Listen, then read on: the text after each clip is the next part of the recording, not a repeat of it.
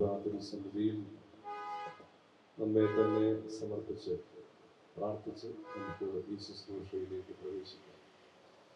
വചനമെന്നാത്മാവിൻ ദാഹം തീർപ്പാൻ അരുളുക സർവ്വമധികം പകരുക ആത്മാവിൻ തിരുശക്തിയാൽ നിറയുവാൻ നിൻ ജനങ്ങൾ പകരുക ആത്മാവിൻ തിരുശക്തിയാൽ നിറയുവാൻ നിൻ ജനങ്ങൾ കേൾക്കണേ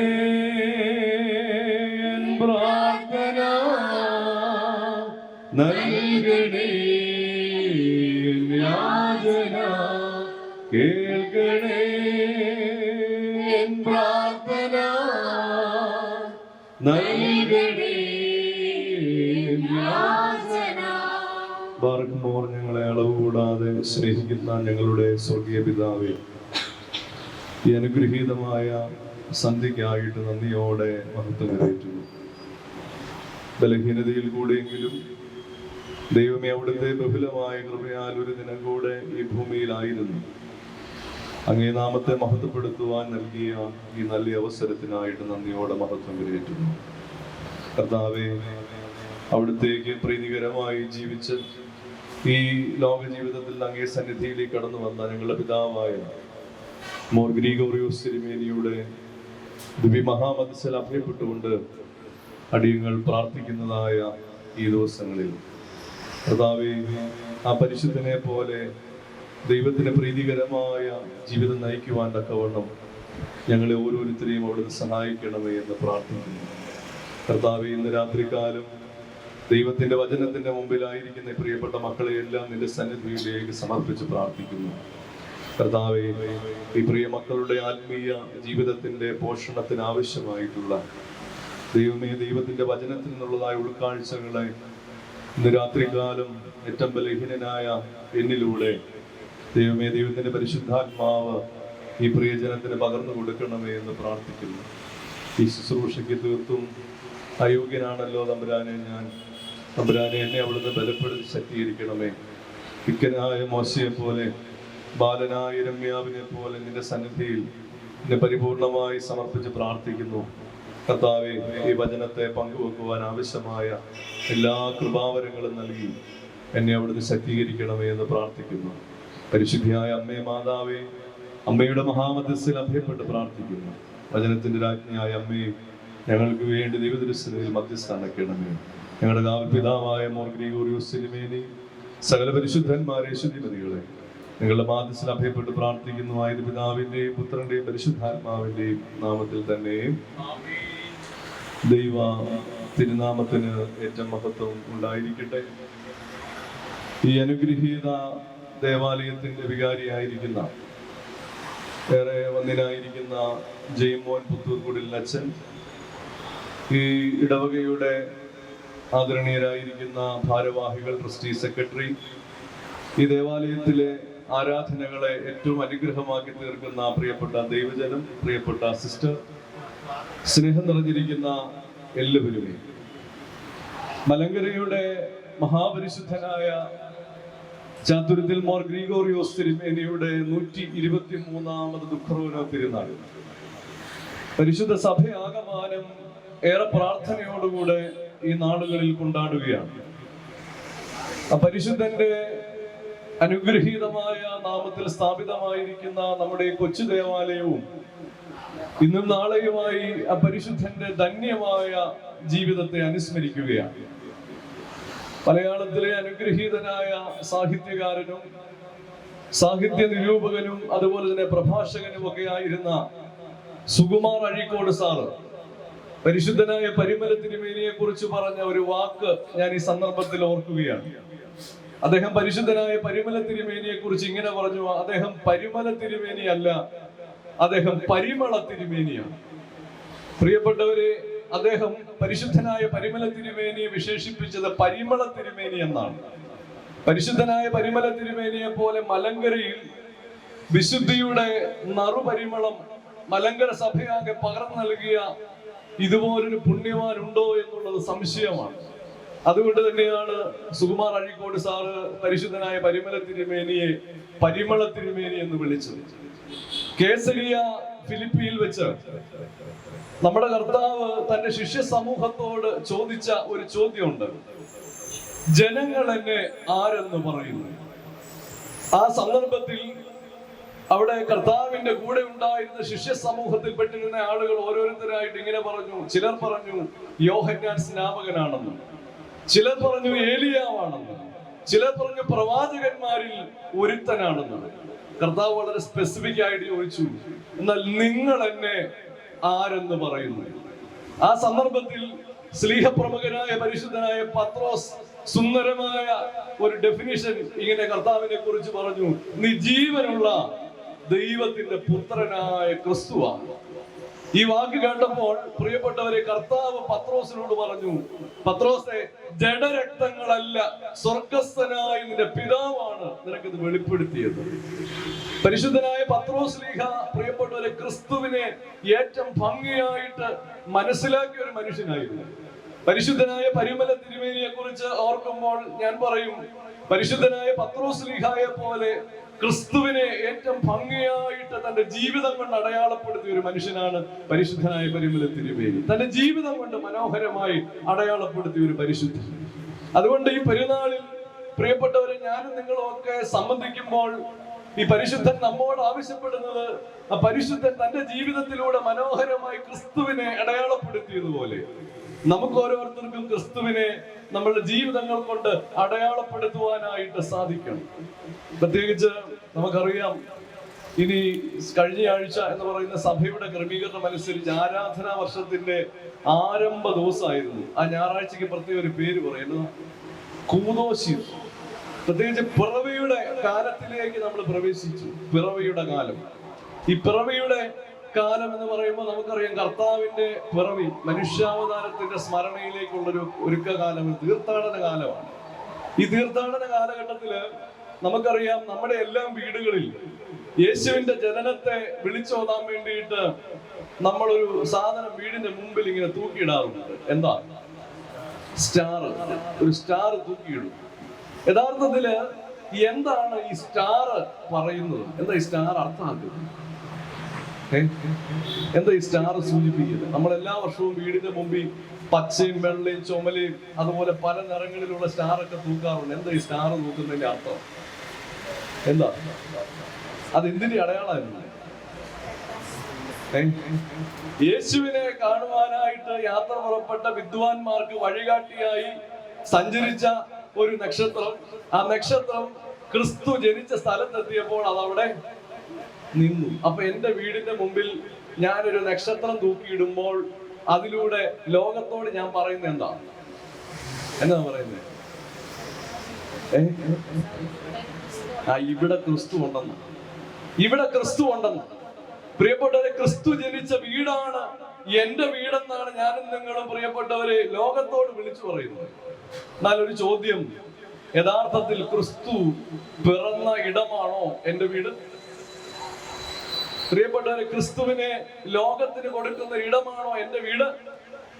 ഈ പെരുന്നാളിൽ പ്രിയപ്പെട്ടവരെ, ഞാനും നിങ്ങളും ഒക്കെ സംബന്ധിക്കുമ്പോൾ, ഈ പെരുന്നാളുകളൊക്കെ നമ്മൾ ആചരിക്കുമ്പോൾ നമ്മൾ ഓരോരുത്തരും നമ്മളോട് ചോദിക്കേണ്ട ഒരു ചോദ്യമുണ്ട്. വിശുദ്ധരൊക്കെ ദൈവത്തെ പ്രിയപ്പെട്ടവരെ തങ്ങളുടെ ജീവിതം കൊണ്ട് ലോകത്തിന് പകർന്നു കൊടുത്തവരാണ്.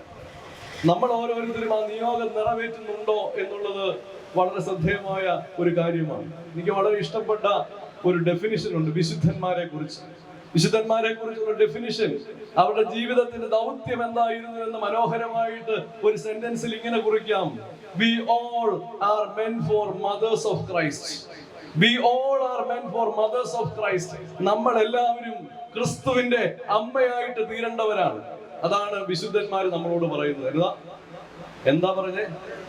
ക്രിസ്തുവിന്റെ അമ്മയായിട്ട് മാറണം എന്ന് പറഞ്ഞാൽ, ക്രിസ്തുവിന്റെ അമ്മയാണ് ലോകത്തിന് ആരെ നൽകിയത്? ക്രിസ്തുവിനെ നൽകിയത്. വിശുദ്ധന്മാരൊക്കെ അവരുടെ ജീവിതത്തിൽ പ്രിയപ്പെട്ടവരെ ഇതിനെ കൃത്യമായി നിറവേറ്റിയവരെ ലോകത്തിന് ക്രിസ്തുവിനെ നൽകി. അതുകൊണ്ട് ഈ പെരുന്നാൾ ആചരിക്കുമ്പോൾ പ്രിയപ്പെട്ടവരെ നമ്മുടെ ഹൃദയത്തിൽ ഒരു തീരുമാനം എടുക്കണം. എനിക്ക് ലോകത്തിന് ക്രിസ്തുവിനെ കൊടുക്കാനായിട്ട് സാധിക്കണം. ഈ ലോക ജീവിതത്തിൽ പ്രിയപ്പെട്ടവരെ നമ്മെ പോലെ സാധാരണക്കാരായിട്ട് ജീവിച്ചു പോയ അനേകം മനുഷ്യർ പ്രിയപ്പെട്ടവരെ ക്രിസ്തുവിനെ ലോകത്തിന് കൊടുത്തു. ലോകത്തിന് നല്ല സജീവമായിട്ട് കൊടുത്തത് കൊണ്ടാണ് കാല ദേശങ്ങൾക്കൊക്കെ അതീതമായിട്ട് അവരൊക്കെ ഇന്നും നിലനിൽക്കുന്നത്. 123 വർഷമാണ് ഒരു പരിശുദ്ധന്റെ ഓർമ്മ നമ്മൾ കൊണ്ടാടുന്നത്. കാല ദേശങ്ങൾക്കൊക്കെ അതീതമായിട്ട് നിലകൊള്ളാൻ അവർക്ക് സാധിച്ചു. മണ്ണിന്റെ ജീർണതയൊന്നും അവരെ ബാധിച്ചില്ല. അതുകൊണ്ട് പ്രിയപ്പെട്ടവരെ, മണ്ണിന്റെ ജീർണത ബാധിക്കാത്തവരായിട്ട് മാറാനായിട്ടുള്ള ഒരു നിയോഗം നമുക്കുണ്ട്. ഇന്ന് രാത്രികാലം ഞാൻ നിങ്ങളുമായിട്ട് ചിന്തിക്കാനായിട്ട് ആഗ്രഹിക്കുന്നത് അപ്രകാരം മണ്ണിന്റെ ജീർണതയ്ക്ക് വിട്ടുകൊടുക്കപ്പെടാത്ത ഒരു ജീവിതത്തെ കുറിച്ചാണ്. മണ്ണിന്റെ ജീർണതയ്ക്ക് വിട്ടുകൊടുക്കാത്ത ഒരു ജീവിതം വേദപുസ്തകത്തിൽ നമ്മൾ കാണുന്ന ഒരു ജീവിതം. ഈ മണ്ണിന്റെ ജീർണതയ്ക്ക് വിട്ടുകൊടുക്കപ്പെടാത്ത ജീവിതങ്ങൾ വേദപുസ്തകത്തിൽ എന്റെ അറിവിൽ 2 പേരുണ്ട്. അത് 2 പേര് നിങ്ങൾക്ക് അറിയാം ആരൊക്കെയാന്ന്. ഒന്നാമത്തെ ആൾ ആരാ? മണ്ണിന്റെ ജീർണതയ്ക്ക്, അതായത് മരിക്കാതെ ഈ ലോകത്തുനിന്ന് പോയത് ആരാ? അതിനു മുമ്പ് ഹാനോക്ക്. ഒന്നാമത്തെ ആളെന്ന് പറയുന്ന ആരാ? ഹാനോക്ക്. അവനെ കുറിച്ച് എന്നാ പറയുന്നത്? എന്നാ വേദപുസ്തകനെ കുറിച്ച് പറയുന്നത്? ഇതൊരു നമ്മുടെ കോൺവെർസേഷൻ ആയിട്ട് നിങ്ങൾ എന്തെങ്കിലുമൊക്കെ എന്നോട് പറയണം. എന്നതാ ഹാനോക്കിനെ കുറിച്ച് എന്നാ പറയുന്നത്? അവൻ ദൈവത്തോട് കൂടെ നടന്നു, ദൈവം അവനെ എടുത്തുകൊണ്ടുപോയതിനാൽ കാണാതെയായി. അപ്പോ മണ്ണിന്റെ ജീർണതയ്ക്ക് വിട്ടുകൊടുക്കപ്പെടാത്ത ഒരു ജീവിതമായിരുന്നു ആർക്കുണ്ടായിരുന്നത്? ഹാനോക്കിനുണ്ടായിരുന്നു. പ്രിയപ്പെട്ടവർ, എത്രയോ ഭംഗിയായ ഒരു വിശദീകരണമാണ്. ദൈവത്തോട് കൂടെ നടന്നു. യഥാർത്ഥത്തിൽ ഈ ലോക ജീവിതത്തിൽ നിന്ന് നമ്മളൊക്കെ കടന്നു പോകുമ്പോൾ നമുക്കറിയാം, ഒരു ചരമപ്രസംഗമുണ്ട് നമ്മൾ മരിച്ചു കഴിയുമ്പോൾ. ആ ചരമപ്രസംഗം നടക്കുന്ന സമയത്ത് നമ്മുടെ പള്ളിയിലെ വികാരി അച്ഛൻ പറയുകയാണ്, ഈ അപ്പച്ചൻ അല്ലെങ്കിൽ ഈ അച്ചായൻ അല്ലെങ്കിൽ അമ്മച്ചി ദൈവത്തോട് കൂടെ നടന്നയാളാണ്. പ്രിയപ്പെട്ടവരെ, അത് എത്ര സന്തോഷമായിട്ടുള്ള ഒരു കാര്യമാണ്. പ്രിയപ്പെട്ടവർ, ദൈവത്തോട് കൂടെ നടന്ന ഒരു മനുഷ്യൻ സ്വർഗത്തിലേക്ക് കരയറ്റപ്പെട്ടു, മണ്ണിന്റെ ജീർണതയ്ക്ക് വിട്ടുകൊടുക്കപ്പെടാതെ. രണ്ടാമത് മണ്ണിന്റെ ജീർണതയ്ക്ക് വിട്ടുകൊടുക്കപ്പെടാത്ത ഒരു ജീവിതം ഇവിടെ പറഞ്ഞു. ആരാത്? ഏലിയാവാണ്. പ്രിയപ്പെട്ടവർ, ഏലിയാവാണ്. ഇന്ന് രാത്രി നമ്മൾ ധ്യാനിക്കുവാൻ പോകുന്നത് ആ ഏലിയാവിനെ കുറിച്ചാണ്. ഏലിയാവിന്റെ ജീവിതം നമുക്കറിയാം. പ്രിയപ്പെട്ടവര്, പഴയ നിയമത്തിലെ തീഷ്ണതയുള്ള ഒരു കഥാപാത്രമാണ്, തീവ്രമായ ഒരു പ്രവാചക സാന്നിധ്യമാണ് ആര്? ഏലിയാവ്. ഏലിയാവ് എന്ന് പറയുന്ന മനുഷ്യൻ. അതുപോലെ തന്നെ മണ്ണിന്റെ ജീർണതയ്ക്ക് വിട്ടുകൊടുക്കപ്പെടാത്ത മറ്റൊരു ജീവിതം കൂടി ഉണ്ട്. പരിശുദ്ധ അമ്മയുടെ ജീവിതമാണ്. വേദപുസ്തകത്തിൽ പറയുന്നില്ലെങ്കിലും സഭയുടെ പാരമ്പര്യത്തിൽ വ്യക്തമായി പറയുന്നുണ്ട്. പരിശുദ്ധ അമ്മയുടെ ഈ ലോകത്ത് നിന്നുള്ള കടന്നുപോകൽ എങ്ങനെയാണ്? നിര്യാണം പ്രാപിച്ചു, പക്ഷെ അമ്മയുടെ ശരീരത്തെ മണ്ണിന്റെ ജീർണതയ്ക്ക് വിട്ടുകൊടുക്കാതെ പുത്രൻ തമ്പുരാൻ തന്റെ മാലാഖ വൃന്ദങ്ങളെ എല്ലാം അയച്ച് ആ ശരീരത്തെ സ്വർഗത്തിലേക്ക് സംവഹിച്ചു കൊണ്ടുപോയി. 3 പേരാണ് നമ്മുടെ അറിവനുസരിച്ച് ഈ മണ്ണിന്റെ ജീർണതയ്ക്ക് വിട്ടുകൊടുക്കപ്പെടാതെ പോയവർ. അത് രണ്ടാമത്തെ ആള് ഞാൻ പറഞ്ഞതുപോലെ ഏലിയാവ്. ഈ ഏലിയാവ് എന്ന് പറയുന്ന മനുഷ്യനെ കുറിച്ചാണ് പ്രിയപ്പെട്ടവര് ഇന്ന് രാത്രികാലം നമ്മൾ ധ്യാനിക്കുവാനായിട്ട് പോകുന്നത്. ഏലിയാവിന്റെ ജീവിതം. ഏലിയാവിന്റെ ജീവിതത്തെ കുറിച്ച് നമുക്ക് കാണുവാനായിട്ട് സാധിക്കുന്നത് രാജാക്കന്മാരുടെ 1-ാം പുസ്തകം അതിന്റെ 17-ാം അധ്യായത്തിൽ. വേദപുസ്തകത്തിൽ വളരെ വേഗത്തിലാണ് ഈ മനുഷ്യന്റെ പ്രത്യക്ഷീകരണം നമ്മൾ കാണുന്നത്. 1 രാജാക്കന്മാർ അതിന്റെ 17-ാം അധ്യായം അതിന്റെ 1-ാമത്തെ വാക്യത്തിൽ ഇങ്ങനെയാണ് പറയുന്നത്. നിങ്ങൾ ശ്രദ്ധിക്കണേ. എന്നാൽ ഗിലെയാദിലെ തിഷ്ബിയിൽ നിന്നുള്ള തിഷ്ബ്യനായ ഏലിയാവ് ആഹാബിനോട്, ഞാൻ സേവിച്ചു നിൽക്കുന്ന ഇസ്രായേലിന്റെ ദൈവമായ യഹോവയാണ്, ഞാൻ പറഞ്ഞല്ലാതെ ഈ ആണ്ടുകളിൽ മഞ്ഞും മഴയും ഉണ്ടാകുകയില്ല എന്ന് പറഞ്ഞു. പ്രിയപ്പെട്ടവരെ, അങ്ങനെ വളരെ വേഗത്തിലാണ് ഈ മനുഷ്യന്റെ ഒരു ഇൻട്രൊഡക്ഷൻ ഉണ്ടാകുന്നത്. അവനെ കുറിച്ച് പറയുകയാണ്, തിഷ്ബിയിൽ നിന്നുള്ള തിഷ്ബ്യനായ ഏലിയാവ്. ആ ഏലിയാവ് ആരോടാണ് പറഞ്ഞത്? ആരോടാ പറഞ്ഞേ? ആഹാബ് എന്ന് പറയുന്ന രാജാവിനോട് പറയുകയാണ്, ഞാൻ സേവിച്ചു നിൽക്കുന്ന ഇസ്രായേലിന്റെ ദൈവമായ യഹോവയാണ്, മഞ്ഞും ഞാൻ പറഞ്ഞിട്ടല്ലാതെ ഈ ആണ്ടുകളിൽ മഞ്ഞുണ്ടാകത്തില്ല, മഴയുണ്ടാകത്തില്ല. ഈ ഒരു വാചകത്തെ കേൾക്കുമ്പോൾ നിങ്ങൾക്ക് എന്തെങ്കിലും തോന്നുന്നുണ്ടോ? ഇത് വലിയൊരു കാര്യമായിട്ട് തോന്നുന്നുണ്ടോ? ഇതൊരു വലിയ കാര്യമായിട്ട് തോന്നുന്നുണ്ടോ? വലിയൊരു കാര്യമാണ് അദ്ദേഹം പറഞ്ഞത്. എന്തുകൊണ്ടാണ്? രാജാവിനോട് വലിയൊരു രാജാവിനോട് വെല്ലുവിളിക്കുകയാണ്. എന്തുകൊണ്ട്? രാജാവിനോട് വെല്ലുവിളിക്കുകയാണ്. അത് അദ്ദേഹം പറഞ്ഞ കറക്റ്റ് ആൻസറാ പറഞ്ഞത്. രാജാവിനോട് വെല്ലുവിളിക്കുകയാണ്. എന്താ രാജാവിനെ വെല്ലുവിളിക്കുന്നത്?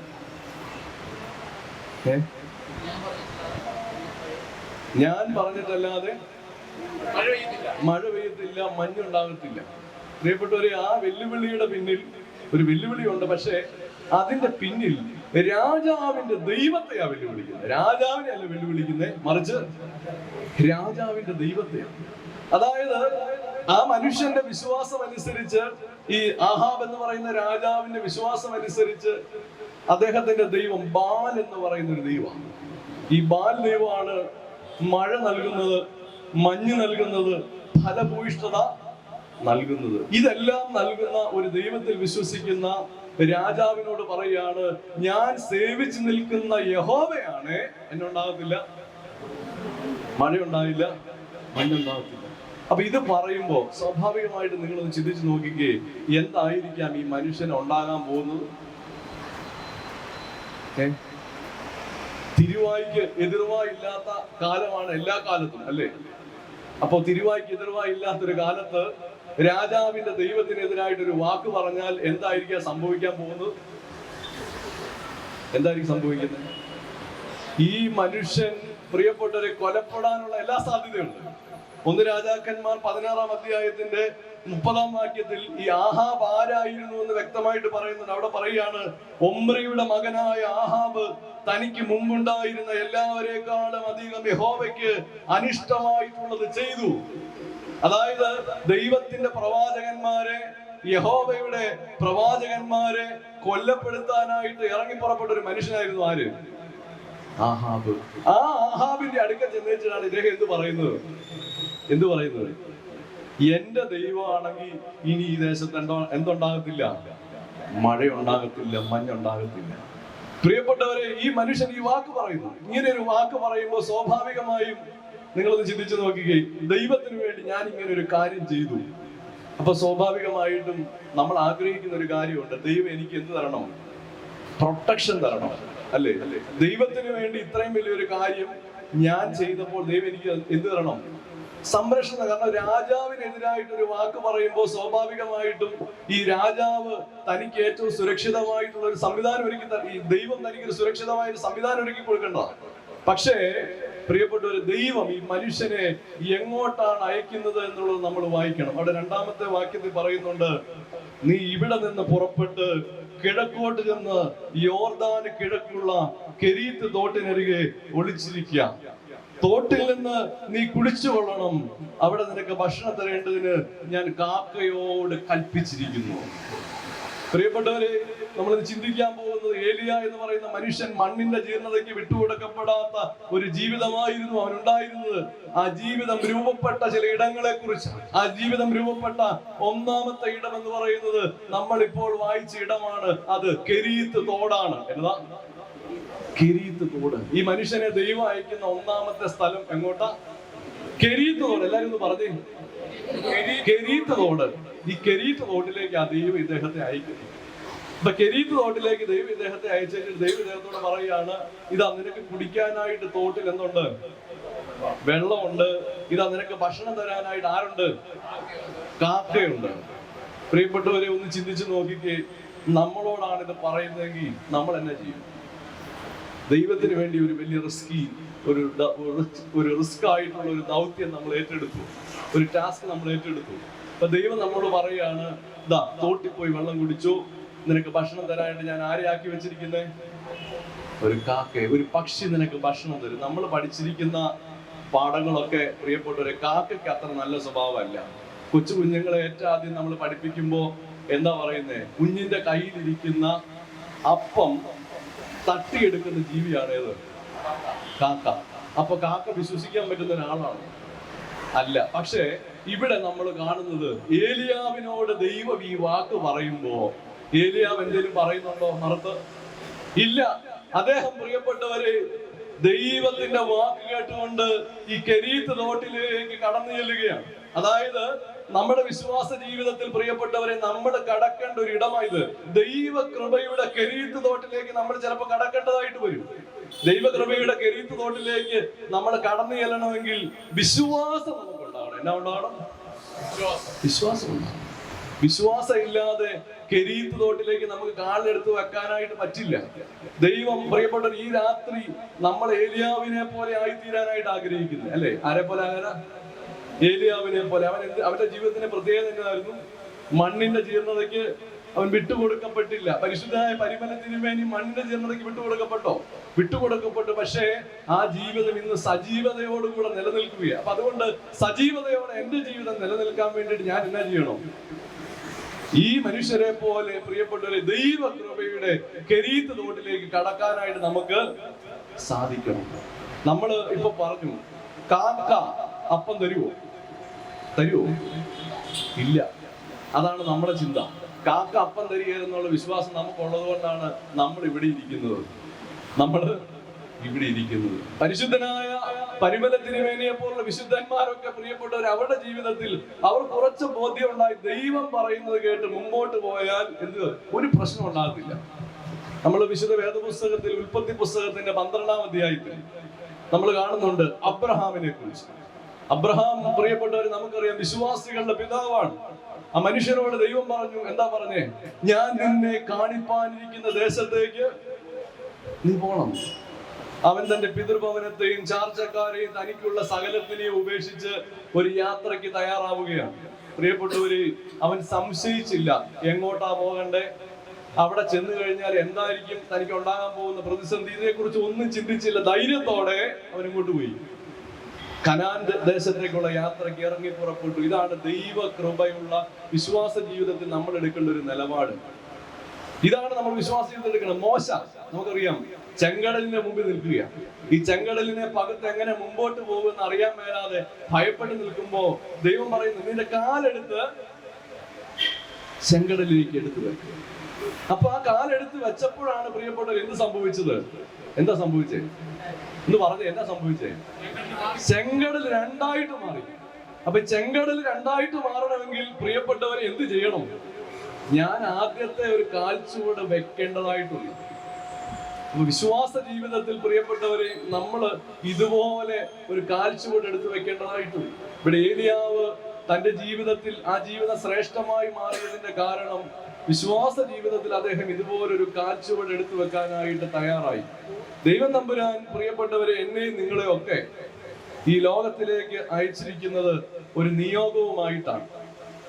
ആ നിയോഗം പ്രിയപ്പെട്ടവരെ നിറവേറ്റണമെങ്കിൽ വിശ്വാസ ജീവിതത്തിൽ പ്രിയപ്പെട്ടവരെ ഈ മനുഷ്യൻ ചെയ്തതുപോലെ ദൈവകൃപയുടെ കെരീത്ത് തോട് കടക്കാനായിട്ട് നമുക്ക് സാധിക്കണം. നമ്മൾ ആഗ്രഹിക്കുന്നത്, ഇന്ന് പലപ്പോഴും നമ്മുടെയൊക്കെ ജീവിതത്തിൽ സംഭവിക്കുന്ന ഒരു കാര്യം, നമ്മൾ ആഗ്രഹിക്കുന്ന എപ്പോഴും സേഫ് സോണാണ്. സുരക്ഷിതമായ ഒരു സ്ഥലം മാത്രമാണ് നമ്മൾ ആഗ്രഹിക്കുന്നത്. അവിടെ നിന്നുള്ള ഒരു ദൈവാന്വേഷണത്തെ കുറിച്ചൊക്കെ മാത്രമേ നമുക്ക് താല്പര്യമുള്ളൂ.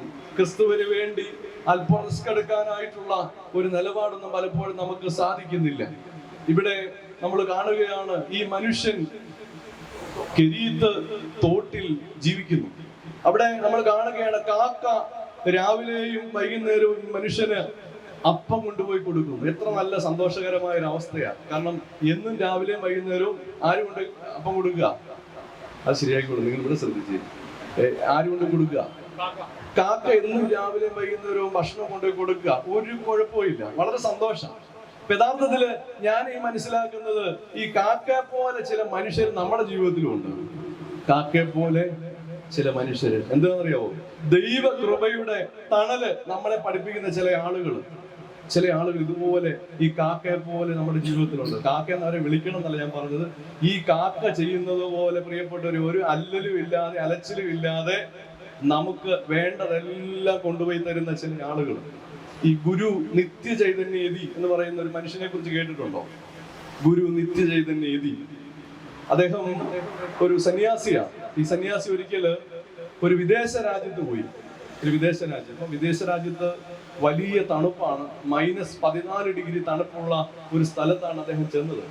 അപ്പൊ അദ്ദേഹം അവിടെ ചെന്ന സമയത്ത് അദ്ദേഹത്തിന്റെ കയ്യിൽ ഈ തണുപ്പിൽ നിന്ന് രക്ഷ നേടാനായിട്ടുള്ള വസ്ത്രങ്ങളൊന്നും അദ്ദേഹത്തിന്റെ കയ്യിലില്ല. അപ്പൊ വസ്ത്രങ്ങളൊന്നും ഇല്ലാതെ ഇദ്ദേഹം ഒരു റെയിൽവേ സ്റ്റേഷനിൽ രാത്രിയിൽ ഇറങ്ങിച്ചെന്നു. അവിടെ ചെന്ന് ഇറങ്ങി വെച്ചിട്ട് എങ്ങോട്ട് പോകണമെന്ന് അദ്ദേഹത്തിന് അറിയില്ല. അദ്ദേഹത്തെ കൂട്ടിക്കൊണ്ട് പോകാനായിട്ട് ആരും വന്നിട്ടില്ല. അപ്പൊ അദ്ദേഹം ഈ പ്ലാറ്റ്ഫോമിലേക്ക് ഇറങ്ങി, എങ്ങോട്ടും പോകാനായിട്ട് അറിയുന്നുമില്ല. അപ്പൊ അതുകൊണ്ട് ഈ -14 തണുപ്പിൽ ഈ മനുഷ്യൻ മറ്റു വസ്ത്രങ്ങളൊന്നുമില്ല, ഒരു മേൽമുണ്ട് പോലൊരു വസ്ത്രം അദ്ദേഹം ധരിക്കുന്നു. ആ വസ്ത്രം മാത്രമേ ഉള്ളൂ, അത് ധരിച്ച് അദ്ദേഹം ഇങ്ങനെ ഇറങ്ങി നിൽക്കുകയാണ്. അപ്പൊ അദ്ദേഹം ഈ -14 തണുപ്പ് എന്ന് പറഞ്ഞാൽ നമുക്ക് ഉദ്ദേശിക്കാവുന്നതിന് അപ്പുറമുള്ള തണുപ്പാണ്. അപ്പൊ അദ്ദേഹം മനസ്സിൽ ഇങ്ങനെ ചിന്തിച്ചു, കാരണം ഈ തണുപ്പിനെ പ്രതിരോധിച്ച് മുമ്പോട്ട് പോകാനായിട്ടുള്ള ഒരു കഴിവും തനിക്കില്ല, നാളെ രാവിലെ എന്ന് പറയുന്ന ഒരു ദിവസം തനിക്ക് ഉണ്ടാകത്തില്ല എന്ന് ചിന്തിച്ച് ഈ മനുഷ്യൻ ഈ റെയിൽവേ പ്ലാറ്റ്ഫോമിൽ ഇങ്ങനെ കടന്നുറങ്ങുകയാണ്. അപ്പൊ നാളെ രാവിലെ താൻ കാണില്ല, താൻ മരിക്കും എന്ന് ഉറപ്പിച്ച ഈ മനുഷ്യൻ കടക്കുന്നു. അദ്ദേഹം ഇങ്ങനെ കടക്കുന്നു.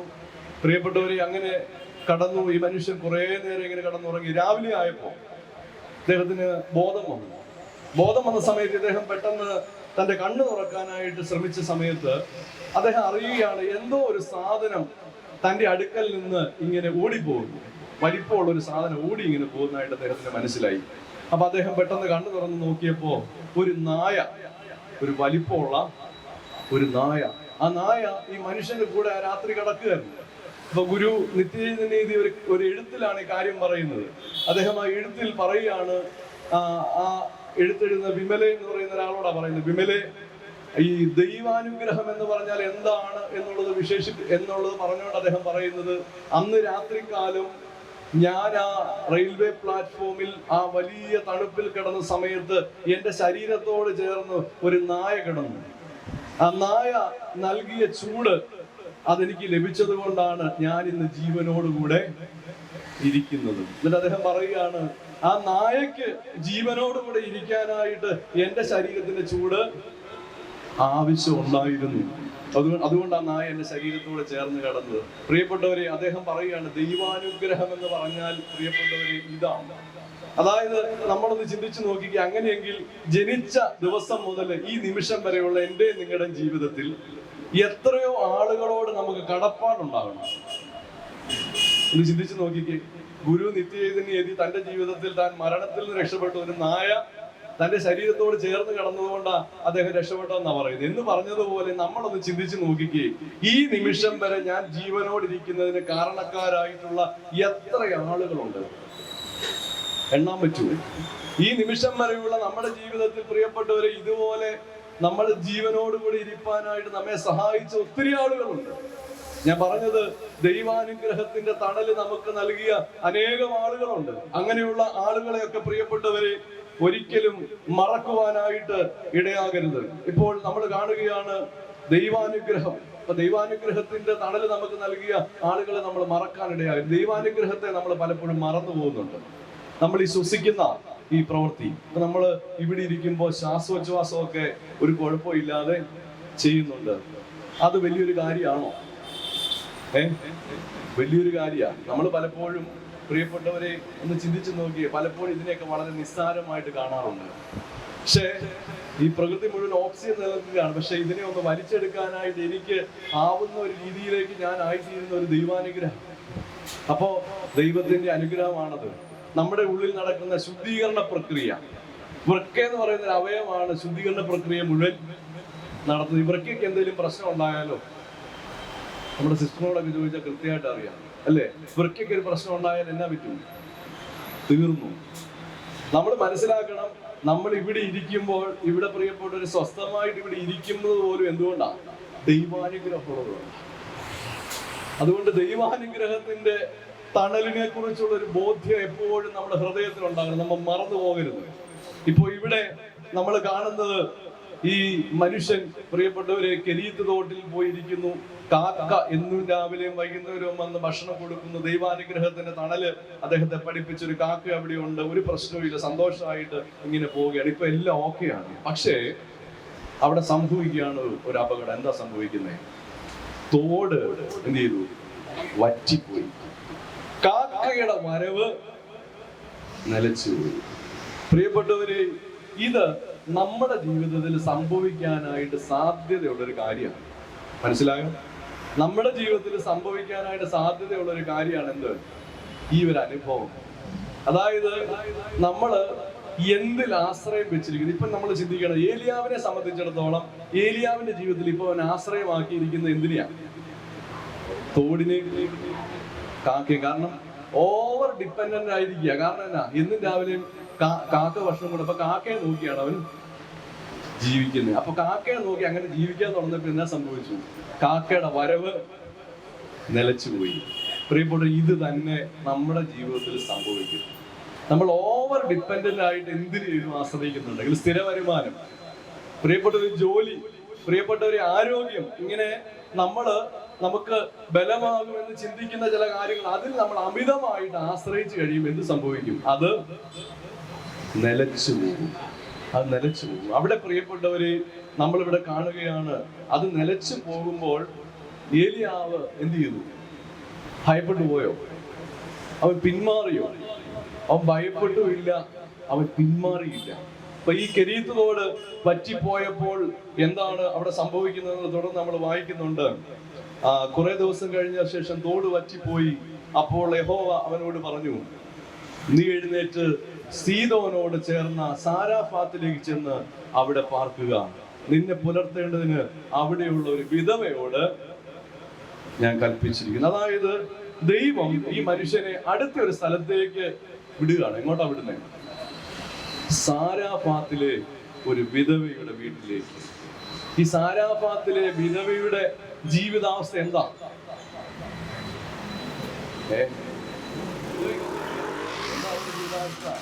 അവിടെ ജീവിതാവസ്ഥയെ കുറിച്ച് പറയുന്നത് എങ്ങനെയാണ്? നമ്മളത് വായിക്കാം. നിങ്ങൾ എല്ലാവർക്കും അറിയത്തില്ലാത്തതുകൊണ്ടാണ്. അവൻ പട്ടണവാതിൽ എത്തിയപ്പോൾ അവിടെ ഒരു വിധവ വിറക് പെറുക്കിക്കൊണ്ടിരുന്നു. അവൻ അവളെ വിളിച്ചു, ഇനി കുടിപ്പാൻ ഒരു പാത്രത്തിൽ കുറെ വെള്ളം കൊണ്ടുവരണമേ എന്ന് പറഞ്ഞു. അവൾ കൊണ്ടുവരുവാൻ പോകുമ്പോൾ, ഒരു കഷ്ണം അപ്പവും കൂടെ നിന്റെ കയ്യിൽ കൊണ്ടുപോരണമേ എന്ന് അവൻ അവളോട് വിളിച്ചു പറഞ്ഞു. അതിനവൻ, നിന്റെ ദൈവമായ യഹോവയാണ്, കലത്തിൽ ഒരു പിടി മാവും തുരുത്തിയിൽ അല്പം എണ്ണയും മാത്രമല്ലാതെ എനിക്കൊരു അപ്പവും ഇല്ല. ഞാനിതാ 2 വിറക് പെറുക്കുന്നു. ഇതുകൊണ്ട് വന്ന് എനിക്കും മകനും വേണ്ടി ഒരുക്കി. അത് തിന്നിട്ട് ഞങ്ങൾ മരിപ്പാനിരിക്കുകയാകുന്നു എന്ന് പറഞ്ഞു. അതായത് ഈ കെരീത്ത് തോട്ട് വറ്റിക്കഴിഞ്ഞപ്പോഴത്തേക്ക് ദൈവം ഈ മനുഷ്യനെ അയക്കുന്നത് എങ്ങോട്ടാ? സാരാഫാത്തിലെ വിധവയുടെ അടുക്കിലേക്ക്. ആ വിധവയുടെ അവസ്ഥ എന്താ?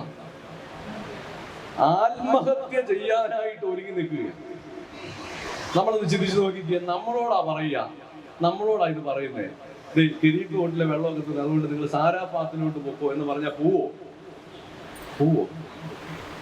പോകത്തില്ല. പ്രിയപ്പെട്ടവരെ, പോകില്ല. അതാണ് അവിശ്വാസ ജീവിതം. എന്നാൽ വിശ്വാസ ജീവിതം പ്രിയപ്പെട്ടവരെ നമുക്ക് ഏലിയാവിൽ കാണാൻ പറ്റുകയാണ്. ഏലിയാവ് എന്ത് ചെയ്തു? ദൈവം പറഞ്ഞത് കേട്ടുകൊണ്ട് സാരാഫാത്തിലേക്ക് പോയി. സാരാഫാത്തിലെ വിധവയുടെ അടുക്ക ചെന്നിട്ട് പറഞ്ഞു, അവളോട് പറഞ്ഞു, നീ അതുകൊണ്ടൊന്നും ഭയപ്പെടണ്ട, നീ ഒരു കാര്യം ചെയ്യ്, ഞാൻ പറഞ്ഞതുപോലെ എന്ത് ചെയ്യണം?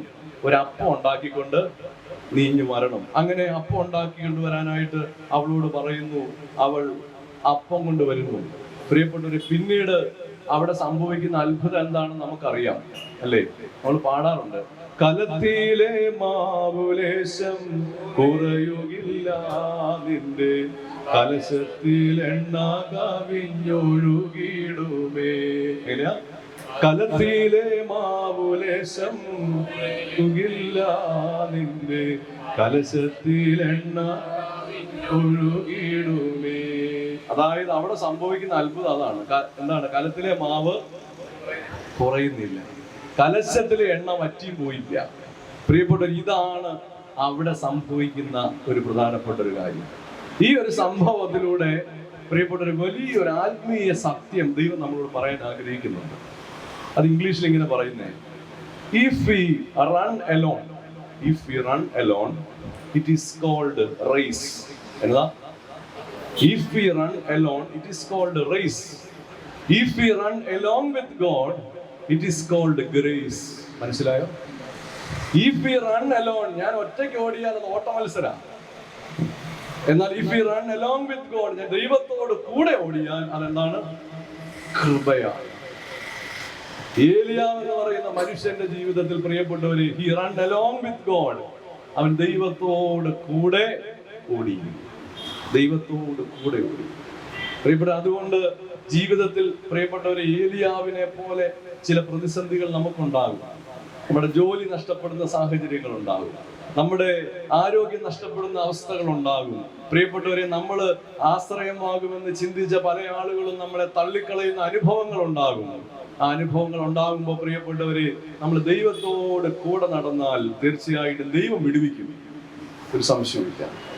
ഇവിടെ നമുക്ക് അതാണ് കാണുവാനായിട്ട് സാധിക്കുന്നത്. ദൈവം അവനെ രക്ഷിക്കുകയാണ്. അപ്പൊ നമുക്കറിയാം, ഏലിയാവ് ഈ വീട്ടിൽ ഒരു രാജാവിനെ പോലെ ജീവിക്കുക, ശരിയല്ലേ? അപ്പോൾ ഇവിടെ കലത്തിലെ മാവ് വറ്റിപ്പോകുന്നില്ല, കലശത്തിലെ എണ്ണ കുറഞ്ഞു പോകുന്നില്ല. ഇങ്ങനെയൊക്കെ വന്നു കഴിയുമ്പോഴത്തേക്കും ഏലിയാവിന്റെ ഫിഗർ എന്നതായിരിക്കും ആ വീട്ടില്? ഏലിയാവിനെ കുറിച്ചുള്ള അഭിപ്രായം എന്നായിരിക്കും ആ വീട്ടുകാർക്ക്? ഞാനൊരു ഉദാഹരണം പറയാം. നമ്മുടെ ജയ്മോനച്ചൻ നിങ്ങളുടെ വീട്ടിൽ, നിങ്ങളുടെ വലിയ ദാരിദ്ര്യവും ബുദ്ധിമുട്ടും പ്രയാസവും ഒക്കെ ആയിട്ട് അച്ഛനോട് വന്ന് ഈ കാര്യങ്ങളൊക്കെ പറഞ്ഞു. അച്ഛനുണ്ടെ ഒരു പ്രാർത്ഥന വീട്ടിൽ വന്ന് നടത്തി. ആ പ്രാർത്ഥന നടത്തിയ പിന്നെ നിങ്ങൾക്ക് ഭയങ്കര അനുഗ്രഹമാണ്. നിങ്ങൾ ആത്മീയമായിട്ടും ഭൗതികമായിട്ടും എല്ലാം ഉണർന്നു, വളരെ വളർച്ചയൊക്കെ പ്രാപിച്ചു. അപ്പോ നിങ്ങളെ സംബന്ധിച്ചിടത്തോളം ജയ്മോനച്ചൻ ആരായിരിക്കും? അപ്പോ ജയ്മോനച്ചൻ, നമ്മുടെ പിള്ളേരുടെ ഭാഷ പറഞ്ഞു കഴിഞ്ഞാൽ ജയ്മോനച്ചൻ ഒരു ഹീറോയാണ്, അല്ലേ? ജയ്മോനച്ചൻ ഹീറോയാണ്. ഇവിടെ യഥാർത്ഥത്തിൽ ഏലിയാവ് ഇപ്പൊ ഒരു ഹീറോയാണ്. ഇപ്പോ ഈ വീട്ടിൽ, സാരാഫാത്തിലെ വീട്ടിൽ ഏലിയാവ് ഒരു ഹീറോയാണ്. കാരണം എന്താ? കാരണം മാവ് കുറയുന്നില്ല, എണ്ണ വറ്റിപ്പോകുന്നില്ല, അപ്പം ഹീറോയാണ്. പക്ഷെ ഹീറോ ആയ മനുഷ്യൻ പെട്ടെന്ന് സീറോ ആയി. ഹീറോ ആയ മനുഷ്യൻ എന്ത് സംഭവിച്ചു? സീറോ ആയി. എന്താ അവിടെ സംഭവിക്കുന്നത്? ഈ സ്ത്രീയുടെ വീട്ടിൽ ഇദ്ദേഹം ഹീറോ ആയിട്ട് താമസിക്കുമ്പോൾ സംഭവിക്കുന്നത്, ഈ സ്ത്രീയുടെ മകൻ മരിച്ചു. ഈ വിധവയായ സ്ത്രീയുടെ ഏക മകൻ മരിച്ചു.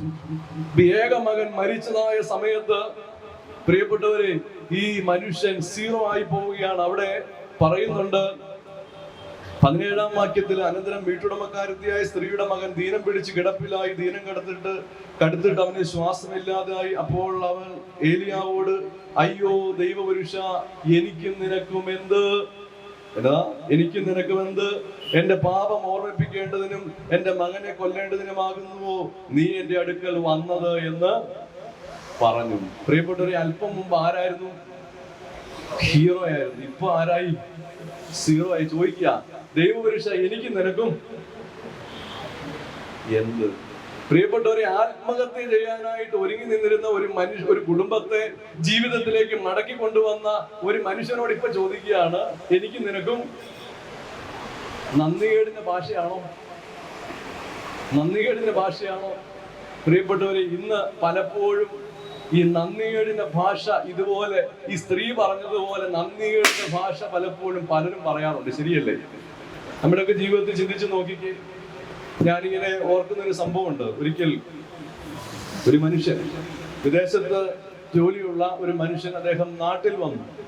22 വർഷമായിട്ട് വിദേശത്ത് താമസിക്കുന്ന, ജോലി ചെയ്യുന്ന ഒരു മനുഷ്യനാണ്. അദ്ദേഹം നാട്ടിൽ വന്നത് മറ്റൊന്നും കൊണ്ടല്ല, അദ്ദേഹത്തിന്റെ ഭാര്യ അദ്ദേഹത്തിന്റെ സ്വത്ത് കാര്യങ്ങളൊക്കെ പിടിച്ചെടുക്കാൻ വേണ്ടി ഒരു കേസ് വിദേശത്ത് ഫയൽ ചെയ്തു.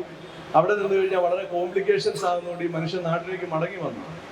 ആ മനുഷ്യൻ ആരായിരുന്നു എന്നുള്ളത് നിങ്ങളത് മനസ്സിലാക്കണം. ഈ മനുഷ്യൻ വിവാഹപ്രായമായപ്പോ തൻ്റെ മാതാപിതാക്കളോട് പറഞ്ഞു, എനിക്ക് ഒരു സാമ്പത്തികമായിട്ട് ബുദ്ധിമുട്ടുള്ള ഒരു വീട്ടിലെ ഒരു പെൺകൊച്ചിനെ കല്യാണം കഴിച്ചാൽ മതി, നല്ല വിദ്യാഭ്യാസമൊക്കെ വേണം, അത്യാവശ്യവും നന്നായിട്ട് പഠിക്കുന്ന ഒരാളെ മാത്രം മതി, ഒരു കുടുംബം അതിലൂടെ രക്ഷപ്പെടട്ടെ എന്ന് പറഞ്ഞ് ഒരു പാവപ്പെട്ട വീട്ടിലെ ഒരു പെൺകൊച്ചിനെ അദ്ദേഹം വിവാഹം കഴിച്ചു. ആ പെൺകുട്ടിക്ക് പ്രാഥമികമായ കുറെ വിദ്യാഭ്യാസം, +2 ഒക്കെ കഴിഞ്ഞു, ഡിഗ്രി ഒക്കെ കഴിഞ്ഞ ഒരു പെൺകൊച്ച്. അപ്പൊ ഇദ്ദേഹം അമേരിക്കയിലാണ് ജോലി ചെയ്യുന്നത്. അപ്പൊ അദ്ദേഹം ഉടനെ തന്നെ ഈ പെൺകൊച്ചിനോട് പറഞ്ഞു, നേഴ്സിംഗ് പഠിക്കണം. അങ്ങനെ ഈ പെണ്ണിനെ ഇദ്ദേഹം നേഴ്സിംഗ് പഠിക്കാനായിട്ട് ഒരു കോളേജിൽ ചേർത്തു. നേഴ്സിംഗ് പഠനമൊക്കെ നടത്തി. അതിനുശേഷം ഈ പെണ്ണൊരു നേഴ്സായി കഴിഞ്ഞപ്പോഴത്തേക്കും ഈ പെണ്ണിനെ അങ്ങോട്ട് അമേരിക്കയിലേക്ക് പോയി. അങ്ങനെ അമേരിക്കയിൽ കുടുംബമായിട്ട് അവർ താമസിക്കുകയായിരുന്നു.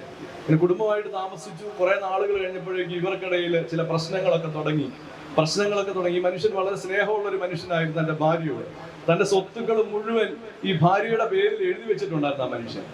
അപ്പൊ അവിടെ പിന്നീട് നിൽക്കാനായിട്ട് ഒരു ഗത്യന്തരം ഇല്ലാതെ വന്നപ്പോൾ ഈ മനുഷ്യൻ നാട്ടിലേക്ക് വന്നു. നാട്ടിൽ വന്ന് ഈ കേസൊക്കെ സെറ്റിലായി. ഈ മനുഷ്യന്റെ സ്വത്ത് മുഴുവൻ ഈ സ്ത്രീക്ക് കിട്ടി. അപ്പൊ ഈ പള്ളിയിലെ അച്ഛൻ ഈ പെൺകുട്ടിയുമായിട്ട്, ഈ സ്ത്രീയുമായിട്ട് സംസാരിക്കാനായിട്ട് ഒന്ന് ശ്രമിച്ചപ്പോ ആ പെണ്ണിനോട് ചോദിച്ചു, നിന്റെ ഭർത്താവ് നിനക്ക് എന്താ കുഴപ്പമുണ്ടാക്കി? നീ ഒന്നും അല്ലാതിരുന്ന ഒരവസ്ഥയിൽ നിന്ന് നിന്നെ ഇന്ന് കാണുന്ന അവസ്ഥയിലേക്ക് എത്തിക്കാനായിട്ട് ഈ മനുഷ്യന്റെ അധ്വാനം നിന്റെ പിന്നിൽ ഒത്തിരി ഉണ്ടായിരുന്നു, നീ അത് മറന്നുപോയോ? അപ്പോൾ അവള് പറഞ്ഞു, ഈ മനുഷ്യൻ എനിക്ക് എന്താ തന്നേ? ഈ മനുഷ്യൻ എനിക്ക് എന്താ നന്ദി. ഈ വാക്ക് കേട്ടപ്പോൾ പ്രിയപ്പെട്ടവരെ, ആ പള്ളിയിലെ അച്ഛന്റെ മുമ്പിൽ ഇരുന്ന് ഈ ഭർത്താവ് കരഞ്ഞുപോയി. അദ്ദേഹം പറയുകയാണ്, എനിക്ക് നല്ല വീടുകളിൽ നിന്ന് നല്ല ഉന്നതമായ വീട്ടിലെ പെൺകുച്ചുങ്ങളെ വിവാഹം കഴിക്കാൻ, ഒരു കുടുംബം കൂടെ രക്ഷപ്പെടട്ടെ എന്ന് ചിന്തിച്ച് ഞാൻ വിവാഹം കഴിച്ച് ഇന്ന് ഞാൻ ഇവിടുന്ന് കേട്ട ഈ വാക്ക് കേട്ടപ്പോൾ എനിക്ക് തൃപ്തിയായി. പ്രിയപ്പെട്ടവരെ, നന്ദികേടിന്റെ ഭാഷ, നന്ദികേടിന്റെ ഭാഷ, ഇതുപോലുള്ള നന്ദികേടിന്റെ ഭാഷ പലപ്പോഴും നമ്മുടെ വീട്ടകങ്ങളിൽ നിന്ന് ഉയരുന്നുണ്ട്. ഒരിക്കലും അങ്ങനെ ഉണ്ടാകാനായിട്ട് പാടില്ല. ഇവിടെ ദൈവപുരുഷ, എനിക്കും നിനക്കും തമ്മിൽ എന്ത് എന്ന് ചോദിച്ച് നന്ദികേടിന്റെ ഭാഷ ഈ സ്ത്രീ ഉയർത്തുകയാണ്. അങ്ങനെ നന്ദികേടിന്റെ ഒരു ഭാഷ ഉയർന്നു കഴിഞ്ഞപ്പോ ഈ ദൈവപുരുഷൻ എന്ത് ചെയ്യുന്നറിയാമോ? എന്താ ചെയ്തേ? ഈ മരിച്ച കുഞ്ഞിനെ എടുത്തുകൊണ്ട് അദ്ദേഹം ഇങ്ങോട്ട് പോയി താൻ താമസിച്ചുകൊണ്ടിരുന്നതായ മാളിക മുറിയിലേക്ക് അദ്ദേഹം കയറിപ്പോയി. മാളിക മുറിയിലേക്ക് കയറിപ്പോയിട്ട് ആ കുഞ്ഞിനെ തന്റെ മടിയിൽ കിടത്തിയിട്ട് ആ മനുഷ്യൻ എന്ത് ചെയ്തു? ആ കുഞ്ഞിന്റെ മേൽ കവിണ്ണു വീണു. 3 പ്രാവശ്യം കവിണ്ണു വീണ് അദ്ദേഹം പ്രാർത്ഥിച്ചു. രണ്ടാമത് പ്രിയപ്പെട്ടവരെ, ഏലിയാവിന്റെ ജീവിതം, അവന്റെ ആത്മീയ ജീവിതം പ്രിയപ്പെട്ടവരെ തീവ്രമായി തീർന്നതിന്റെ കാരണം ദൈവാശ്രയത്തിന്റെ ഒരു മാളിക മുറി അവന്റെ ജീവിതത്തിൽ ഉണ്ടായിരുന്നു എന്നുള്ളതുകൊണ്ടാണ്. ദൈവാശ്രയത്തിന്റെ ഒരു മാളിക മുറി നമ്മുടെ ജീവിതത്തിൽ പ്രിയപ്പെട്ടവരെ, ദൈവാശ്രയത്തിന്റെ മാളിക മുറികൾ ഉണ്ടാകണം. നമ്മുടെ ജീവിതത്തിൽ ഇന്ന് അങ്ങനെ ഒരു അനുഭവം ഉണ്ടോ എന്നുള്ളത് നാം ഓരോരുത്തരും ചിന്തിക്കേണ്ടതാണ്. ദൈവാശ്രയത്തിന്റെ മാളിക മുറി ഉണ്ടോ? ഇവിടെ ഈ മനുഷ്യൻ തന്റെ ജീവിതത്തിൽ ഒരു പ്രതിസന്ധി ഉണ്ടായപ്പോൾ ആ മാളിക മുറിയിൽ കയറി 3 പ്രാവശ്യം കവിണ്ണു വീണു എന്ന് പറഞ്ഞാൽ കുമ്പിട്ട് പ്രാർത്ഥിച്ചു. എന്നാ ഇത്? കുമ്പിട്ട് പ്രാർത്ഥിച്ചു. ദൈവത്തിന് മുമ്പാകെ കുമ്പിട്ട് പ്രാർത്ഥിച്ചു.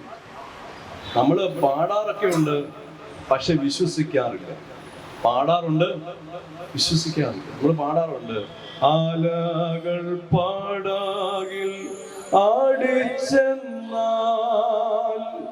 അല്ലാരോരൽപ്പവുമില്ലെനിക്ക്, ആലകൾ പാടാകിൽ ആടിച്ചെന്നാൽ അല്ലാരോരൽപ്പവുമില്ലെനിക്ക്, ആഴിയും മൂഴിയും നിർമ്മിച്ച നാഥൻ അഭയമായെന്നരികിലുണ്ട്. ആഴിയും മൂഴിയും നിർമ്മിച്ച നാഥൻ അഭയമായെന്നരികിലുണ്ട്. അലകൾ പടകിൽ അടിച്ചെന്നാൽ എന്തുണ്ട്? അല്ലൊരൽപ്പവും ഇല്ല. ആഴിയും മൂഴിയും നിർമ്മിച്ച നാഥൻ അഭയമായിട്ട് എന്റെ അരികിലുണ്ട്. ഇതൊക്കെ നമ്മൾ പാടും, അത് പാട്ട് നടക്കും. പക്ഷെ ജീവിതത്തിലുണ്ടോ? പ്രിയപ്പെട്ട, ജീവിതത്തിൽ ഉണ്ടാകണം. ഇന്ന് പ്രിയപ്പെട്ടവർ, നമ്മുടെ ജീവിതത്തിൽ ഏറ്റവും വലിയ ടെൻഷനാണ്. പരീക്ഷ കാലമൊക്കെ ആയി കഴിഞ്ഞു കഴിഞ്ഞാൽ നമ്മുടെ കുഞ്ഞുങ്ങൾക്ക് വല്ലാത്ത ടെൻഷനാണ്. ഇതിന്റെ എല്ലാം കാരണം എന്ന് പറയുന്നത് ദൈവാശ്രയം ഇല്ല എന്ന് തോന്നുന്നതാണ്. അതുകൊണ്ട് പ്രിയപ്പെട്ടവരെ, ദൈവാശ്രയത്തിന്റെ ഒരു മാളിക മുറി നമ്മുടെ ജീവിതത്തിൽ ഉണ്ടാകും. നമ്മളൊരു മനുഷ്യൻ കർത്താവിന്റെ അടുക്കൽ സൗഖ്യം പ്രാപിക്കാനായിട്ട് വരുന്ന സന്ദർഭം കാണുന്നത്, ദാവീദ് പുത്ര എന്നോട് കരുണ തോന്നണമേ എന്ന് വലിയ ഉച്ചത്തിൽ നിലവിളിച്ചുകൊണ്ട് കർത്താവിന്റെ പിന്നാലെ പോകുന്നൊരു മനുഷ്യൻ. അവനിങ്ങനെ വലിയ ഉച്ചത്തിൽ നിലവിളിക്കുമ്പോ അവന്റെ ഒപ്പം ഉണ്ടായിരുന്ന ശിഷ്യന്മാരും ആൾക്കാരും എല്ലാം പറഞ്ഞു, നീ മിണ്ടാതിരിക്കുക അല്ലേ? അവൻ മിണ്ടാതിരുന്നോ? അവൻ മിണ്ടാതിരുന്നില്ല. അവൻ ഉച്ചത്തിൽ നിലവിളിച്ചു. നമ്മൾ ശ്രദ്ധിക്കേണ്ട ഒരു കാര്യമുണ്ട്. നമ്മൾ പ്രിയപ്പെട്ടവരെ, ഒരിക്കലും പിൻപിലുള്ളവർ എന്നാ പറയുന്നു എന്നുള്ളത് നമ്മൾ നോക്കേണ്ട ആവശ്യമില്ല. നമ്മുടെ പുറകെ നിൽക്കുന്ന ആൾക്കാര് എന്നാ പറയുന്നത് നമ്മൾ കേൾക്കേണ്ട ആവശ്യമില്ല. ഇവിടെ ഈ മനുഷ്യൻ സൗഖ്യം പ്രാപിക്കാനായിട്ട് ആഗ്രഹിച്ച ഈ മനുഷ്യൻ പ്രിയപ്പെട്ടവരെ, അവൻ എല്ലാവർക്കും ഒരു ശല്യമായിരുന്നു അല്ലേ? പക്ഷേ അവന് സൗഖ്യം എന്ന് പറയുന്ന ഒരു ആവശ്യമായിരുന്നു. എല്ലാവർക്കും അവനൊരു ശല്യമായിരുന്നു, പക്ഷെ അവന് സൗഖ്യം ഒരു ആവശ്യമായിരുന്നു. അപ്പൊ അതുകൊണ്ട് നമ്മൾ ദേവാലയത്തിൽ വരുമ്പോൾ പ്രിയപ്പെട്ടവർ ചങ്ക് കൊട്ടി പ്രാർത്ഥിക്കണം. നമ്മളെ പുറകിലുള്ളവരെ നോക്കണ്ട, കൂട്ടത്തിൽ നിൽക്കുന്നവരെ നോക്കണ്ട. നമ്മൾ ആരെ നോക്കിയാൽ മതി? മുമ്പിലുള്ളവനെ നോക്കിയാൽ മതി. മുമ്പിൽ ഒരുത്തനുണ്ട്, അവനെ മാത്രം നോക്കിയാൽ മതി.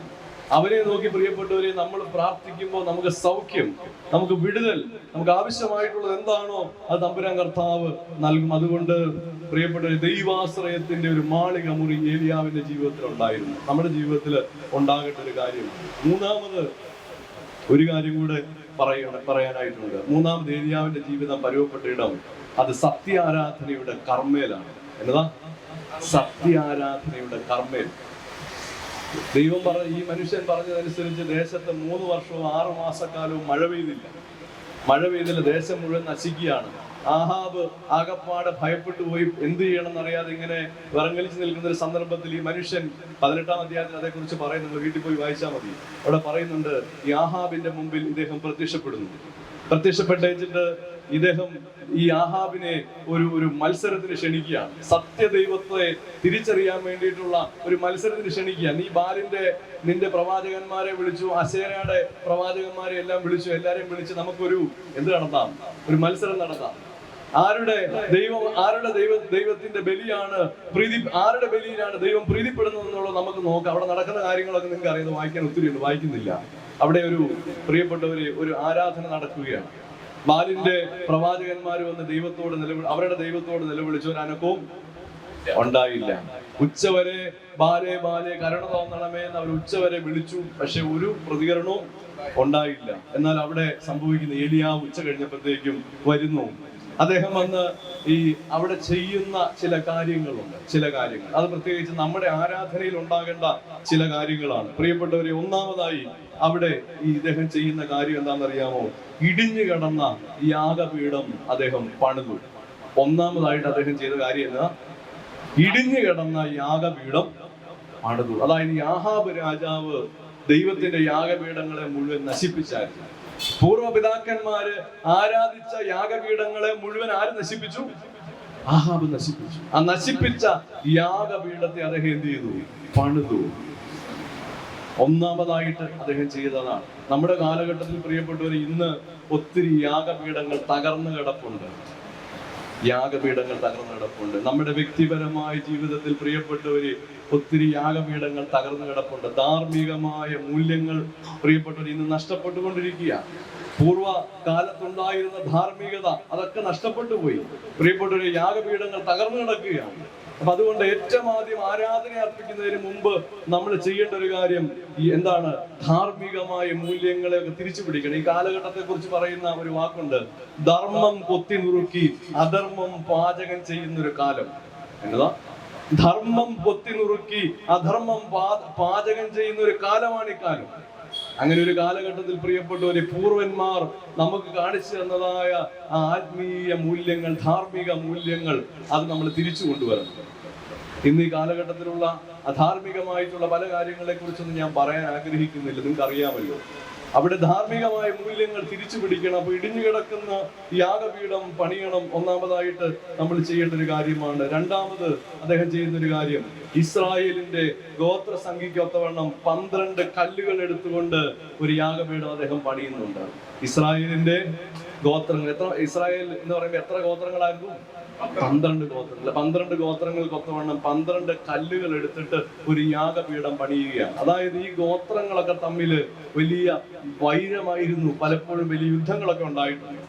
അപ്പൊ അദ്ദേഹം ഒരു ആരാധന അർപ്പിക്കാനായിട്ട് ഒരുങ്ങുമ്പോൾ ചെയ്യുന്നത് ഈ 12 കല്ലുകൾ കൂട്ടി ചേർത്ത് പിടിച്ച്, അതായത് അതിലൂടെ ഓർമ്മപ്പെടുത്താനായിട്ട് ആഗ്രഹിക്കുന്നത് അനുരഞ്ജനം ഉണ്ടാകണം. എന്നതാ? അനുരഞ്ജനം ഉണ്ടാകണം. ആരാധനയിൽ രണ്ടാമതായിട്ട് വേണ്ടത് എന്താണ്? അനുരഞ്ജനം. ഒന്നാമതായിട്ട് ധാർമ്മികമായ മൂല്യങ്ങളെ തിരിച്ചു പിടിക്കണം. 2, അനുരഞ്ജനം ഉണ്ടാകണം. അതായത് വ്യക്തിപരമായി നമ്മുടെ ജീവിതത്തിൽ പ്രിയപ്പെട്ടവരെ, നമുക്ക് സ്നേഹമില്ലെങ്കിൽ, പരസ്പര സ്നേഹമില്ലെങ്കിൽ, പരസ്പരം ബന്ധമില്ലെങ്കിൽ നമ്മൾ ആരാധന അർപ്പിക്കുന്ന വലിയ അർത്ഥമുണ്ടോ? വല്ല അർത്ഥമുണ്ടോ?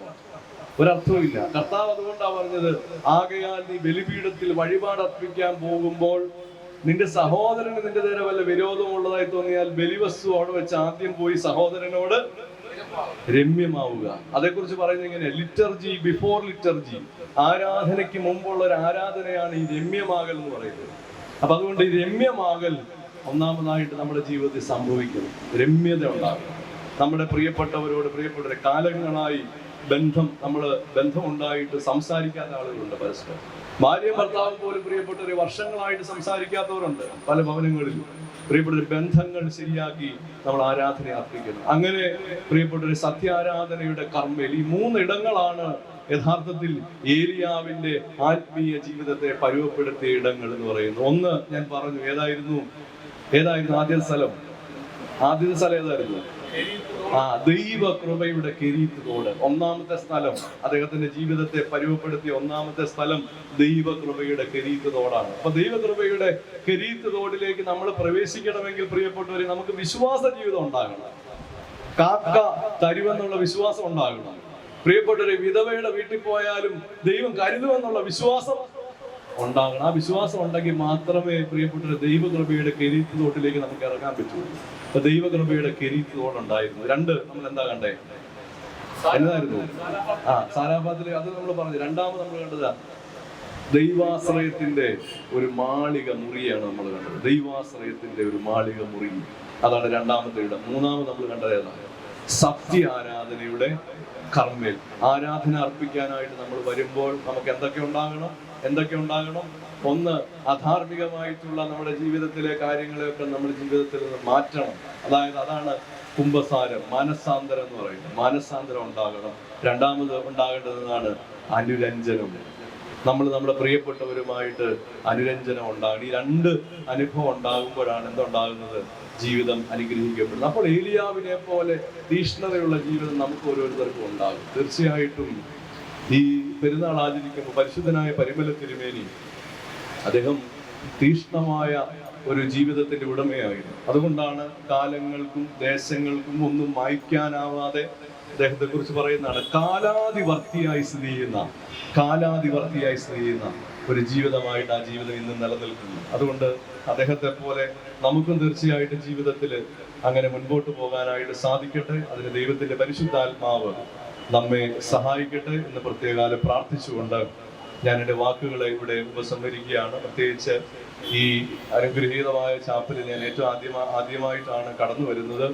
ഇവിടെ കടന്നു വന്ന് നിങ്ങളോടൊപ്പം ഈ പെരുന്നാൾ സന്ധ്യയിലായിരിക്കാനായിട്ട് സാധിച്ചതിൽ പ്രത്യേക ദൈവത്തെ നന്ദിയോടെ മഹത്വപ്പെടുത്തുന്നു. എന്നെ ഇതിലേക്കായിട്ട് ക്ഷണിച്ച പ്രിയപ്പെട്ട ജയ്മോൻ അച്ഛന് ഞാനൊരു പ്രീ സെമിനാരിയനായിട്ട് ഹോളി ക്രോസ് കോളേജിൽ ശുശ്രൂഷിക്കുന്ന കാലഘട്ടത്തിൽ അന്ന് അച്ഛൻ അവിടുത്തെ നമ്മുടെ കോളേജിന്റെ മാനേജറായിട്ട് അതിന്റെ ചുമതലക്കാരനായിട്ട് പ്രവർത്തിക്കുകയായിരുന്നു. അങ്ങനെ അച്ഛനോടുകൂടി ഒരു പ്രീ സെമിനാരിയനായിട്ടാണ് എൻ്റെ ആദ്യ വൈദിക ശുശ്രൂഷയിലേക്കുള്ള ആദ്യ കാലഘട്ടം പ്രീ സെമിനാരിയൻ. ആ കാലഘട്ടത്തിൽ അച്ഛനോട് ചേർന്നാണ് ഞാൻ ശുശ്രൂഷകൾ ആരംഭിച്ചത്. പിന്നീട് അതിനുശേഷവും സെമിനാരി പഠനത്തിനൊക്കെ ശേഷമാണെങ്കിലും അച്ഛനുമായിട്ടുള്ള സ്നേഹവും അടുപ്പവും ഒക്കെ ഇന്ന് നിലനിർത്തുന്നു. പ്രത്യേകിച്ച് എന്നെ ഏറെ സ്നേഹിക്കുന്നു, എന്നെ ഏറെ പ്രോത്സാഹിപ്പിക്കുന്നു. അങ്ങനെ ഉള്ള പ്രിയപ്പെട്ട അച്ഛൻ കഴിഞ്ഞ ദിവസമാണ് അച്ഛൻ വേറൊരു ആവശ്യത്തിന് വേണ്ടി എന്നെ വിളിച്ചതാണ്. വേറൊരു പ്രസംഗത്തിന് വേണ്ടി എന്നെ വിളിച്ച സമയത്താണ് എനിക്ക് അന്നത്തെ ദിവസം അസൗകര്യം ഉണ്ടെന്ന് പറഞ്ഞു. അപ്പൊ അങ്ങനെയാണെങ്കിൽ അച്ഛൻ പറഞ്ഞു ഇന്നേ ദിവസം ഏറ്റുമാനൂർ ചാപ്പലിലെ ഈ പെരുന്നാളില് അച്ഛൻ വന്ന് ഒരു സന്ദേശം ഞങ്ങൾക്ക് നൽകണമെന്ന് പറഞ്ഞു. പ്രത്യേകിച്ച് അത് വലിയ സന്തോഷമായിട്ട് ഞാൻ കാണുന്നു. പ്രത്യേകിച്ച് പ്രിയപ്പെട്ട അച്ഛനോടും അതുപോലെ തന്നെ ഈ ചാപ്പലിന്റെ ഭാരവാഹികളായിരിക്കുന്നവർ ഏറെ അധ്വാനിച്ചും പരിശ്രമിച്ചും ഒക്കെയാണ് ഇതിന്റെ കാര്യങ്ങൾ മുമ്പോട്ട് കൊണ്ടുപോകുന്നതെന്ന് അറിയാം. തീർച്ചയായിട്ടും നിങ്ങളുടെ പരിശ്രമങ്ങളെയൊക്കെ ദൈവം കൂടുതലായിട്ട് അനുഗ്രഹിക്കട്ടെ. ഇവിടെ സഭയ്ക്ക് അനുഗ്രഹമായി, ഭദ്രാസനത്തിന് അനുഗ്രഹമായി ഒരു നല്ല ഒരു ആലയം ഉയരുവാൻ തക്കവണ്ണം ദൈവത്തിരുസന്നിധിയിൽ എല്ലാ പ്രാർത്ഥനകളും കരയേറ്റുന്നു. പ്രത്യേകിച്ച് അതിന് പ്രിയപ്പെട്ട ജയ്മോനച്ഛന് അതിനുള്ള കഴിവുള്ള ഒരാളാണ്. അച്ഛൻ മുഖ്യചിറയിൽ നമുക്ക് അനുഗ്രഹീതമായ ഒരു ചാപ്പലൊക്കെ നമ്മുടെ ഭദ്രാസനത്തിന് വേണ്ടി അത് ഉണ്ടാക്കിയെടുത്തിട്ടുണ്ട്. അപ്പോൾ അതുകൊണ്ട് അച്ഛൻ്റെ ശുശ്രൂഷ കാലഘട്ടത്തിൽ ഇവിടെ ഒരു ദേവാലയം ഉയരുവാനായിട്ട് ദൈവം ഇടയാക്കട്ടെ എന്ന് പ്രത്യേകം പ്രാർത്ഥിച്ച് എല്ലാവരോടും ഉള്ള സന്തോഷം, നന്ദി പ്രത്യേകം അറിയിക്കുന്നു.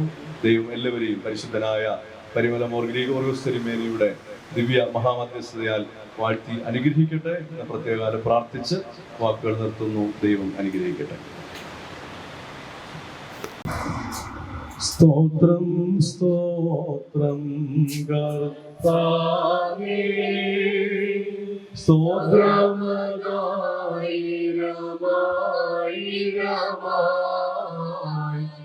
അനവധിയായി സ്തോത്രം നാഥാ, കൃപ വേണം ഞങ്ങളിലെന്നും. അനവധിയായി സ്തോത്രം നാഥാ, കൃപ വേണം ഞങ്ങളിലെന്നും. ബാറക്മോർ ഞങ്ങളെ അത്യധികമായി സ്നേഹിക്കുന്ന ഞങ്ങളുടെ സ്വർഗീയ പിതാവേ, ഇത് രാത്രികാലം കർത്താവേ, ദൈവത്തിന്റെ തിരുവചനത്തിലൂടെ അവിടുന്ന് ഞങ്ങൾ ഓരോരുത്തരോടും സംസാരിച്ചു വരുന്നു. നിനക്ക് പ്രീതികരമായി ജീവിതം നയിച്ച് നിന്റെ തിരുസന്നിധിയിൽ നിന്നും ഞങ്ങൾക്ക് വേണ്ടി മധ്യസ്ഥ അടയ്ക്കുന്ന ഭാഗ്യവാനായ പരിമലമോർ ഗ്രിഗോറിയോസ് തിരുമേനിയെ പോലെ ദൈവത്തിന് പ്രീതികരമായ ഒരു ജീവിതം നയിക്കുവാൻ തക്കവണ്ണം ഏലിയാവ് എന്ന് പറയുന്ന ആ പഴയ നിയമത്തിലെ തീഷ്ണവാനായ പ്രവാചകന്റെ ജീവിതത്തിലൂടെ കർത്താവെ അവിടുന്ന് ഞങ്ങളെ പഠിപ്പിച്ചു. ദൈവാശ്രയത്തിന്റെ കിരീട തോട്ടിലേക്ക് കടക്കുവാൻ തക്കവണ്ണം കർത്താവെ ഞങ്ങളുടെ ജീവിതത്തിലെ വിശ്വാസത്തെ അവിടുന്ന് വർദ്ധിപ്പിക്കണമേ എന്ന് പ്രാർത്ഥിക്കുന്നു. കർത്താവെ, വിശ്വാസത്തിൽ ഞങ്ങൾ കൂടുതൽ ബലപ്പെടുവാൻ തക്കവണ്ണം ഞങ്ങളെ അവിടുന്ന് സഹായിക്കണമേ എന്ന് പ്രാർത്ഥിക്കുന്നു. ജീവിതത്തിലെ വൈതരണികളും പ്രതിസന്ധികളും ഒക്കെ അവയൊക്കെ അതിജീവിച്ച് പ്രത്യാശയോടുകൂടെ പ്രതീക്ഷയോടുകൂടെ ജീവിതത്തിൽ മുൻപോട്ട് പോകാൻ തക്കവണ്ണം ഞങ്ങളെ സഹായിക്കണമേ. ദൈവാശ്രയത്തിന്റെ ഒരു മാളിക മുറി കർത്താവെ ഞങ്ങളുടെ ജീവിതത്തിൽ ഉണ്ടാകേണ്ടത് വളരെ ആവശ്യമാണെന്ന് കർത്താവ് ഇന്ന് രാത്രികാലം ഞങ്ങളെ പഠിപ്പിച്ചുവല്ലോ. പ്രതിസന്ധികളെയൊക്കെ തരണം ചെയ്യുവാൻ തക്കവണ്ണം കർത്താവിനെ കൂടാതെ ഞങ്ങൾക്കാവില്ല എന്ന് കർത്താവ് ഇന്ന് രാത്രി ഞങ്ങളെ അവിടുന്ന് പഠിപ്പിച്ചു. ദൈവമേ, അതുകൊണ്ട് നിന്റെ ഇതിനു മുമ്പാകെ സാഷ്ടാംഗ പ്രണാമം നടത്തി നിന്നെ പരിപൂർണമായി ആശ്രയിച്ചുകൊണ്ട് കർത്താവെ ഞങ്ങൾ ഞങ്ങളുടെ ജീവിതത്തിൽ മുൻപോട്ട് പോകുമ്പോൾ ദൈവമേ, ഏത് പ്രതിസന്ധികളെയും ഏത് പ്രതികൂലതകളെ അതിജീവിക്കുവാനായിട്ട് ഞങ്ങളെ സഹായിക്കണമേ. കർമ്മേൽ മക്കളെ ഓർത്ത് വിലപിക്കുന്ന മാതാപിതാക്കളുണ്ട്, കുഞ്ഞുങ്ങളില്ലാതെ പ്രയാസപ്പെടുന്നവരുണ്ട്. അങ്ങനെ വ്യത്യസ്തങ്ങളായ പ്രാർത്ഥനാ വിഷയങ്ങളുമായി ഈ പരിശുദ്ധന്റെ പെരുന്നാളിൽ പ്രാർത്ഥനയോടുകൂടെ സംബന്ധിക്കുന്ന ഈ പ്രിയപ്പെട്ട മക്കൾക്ക് കർമ്മേലിൽ അവിടുന്ന് ഉത്തരമരളിയതുപോലെ എൻ്റെ നാഥ ഇന്ന് രാത്രികാലം ഉത്തരമരളണമേ എന്ന് പ്രാർത്ഥിക്കുന്നു. നിന്റെ കാവലും കോട്ടയും അടിയങ്ങളോടുകൂടെ എപ്പോഴും ഉണ്ടായിരിക്കുമാറാകണമേ. ഭാഗ്യവതിയായ പരിശുദ്ധ അമ്മയുടെയും ഞങ്ങളുടെ കാവൽ പിതാവായ മോർ ഗ്രിഗോറിയോസ് തിരുമേനിയുടെ സർവ്വപരിശുദ്ധന്മാരുടെയും ശുദ്ധിമതികളുടെയും മാനസിൽ അഭയപ്പെടുന്നു. ആയ പിതാവിന്റെയും പുത്രന്റെയും പരിശുദ്ധാത്മാവിന്റെയും നാമത്തിൽ തന്നെ ബാറക്മോർ. ആകാശത്തെയും ഭൂമിയെ സൃഷ്ടിച്ച കർത്താവിനാൽ നിങ്ങൾ എല്ലാവരും അനുഗ്രഹീതരാകുന്നു. ആത്മീയമായ ഈ സന്ധ്യാപ്രാർത്ഥനയിലും ഈ വചന ശുശ്രൂഷയിലും സംബന്ധിച്ച് നിങ്ങളെ ഒരു ദൈവമായ കർത്താവായിട്ട് അനുഗ്രഹിക്കുമാറാകട്ടെ. ദൈവമായ കർത്താവ് നിങ്ങൾ കണ്ണുനീരോടെ ദൈവത്തിനെ സമർപ്പിച്ച എല്ലാ പ്രാർത്ഥനകളും കേട്ട് ഉത്തരവരുമാറാകണമേ. നിങ്ങളെ വാങ്ങിപ്പോരെ നിത്യതയുടെ ഭാഗ്യങ്ങൾ സമാശ്വസിപ്പിക്കുമാറാകട്ടെ. പിതാവുമുതലും പരിശുദ്ധാത്മാവുമായുള്ളവേ, കുറ്റമുള്ളവും കുറവുള്ളവും അടിയങ്ങളുടെ പ്രാർത്ഥന ഉന്നതമേറിയ സിംഹാസന സന്നിധിയിൽ കേൾക്കപ്പെട്ടവയെ അംഗീകരിക്കപ്പെട്ടവയായി തീരണമേ.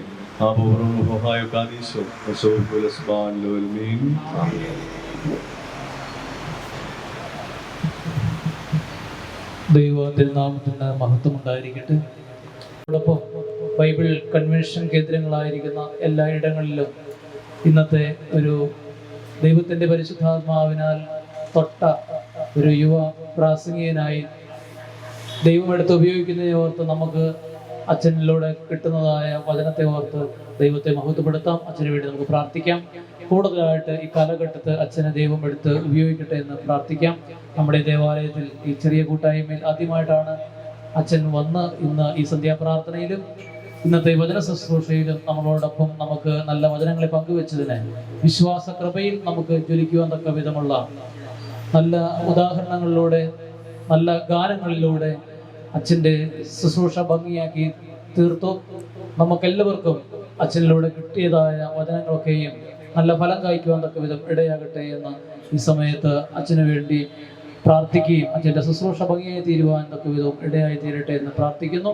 അച്ഛനോട് ഒരിക്കൽ കൂടി നിങ്ങളുടെ എല്ലാവരുടെയും പേരിലുള്ളതായ നന്ദിയും സ്നേഹവും ഹൃദയത്തിൻ്റെ ഭാഷയിൽ അറിയിക്കുകയും ചെയ്യുകയാണ്.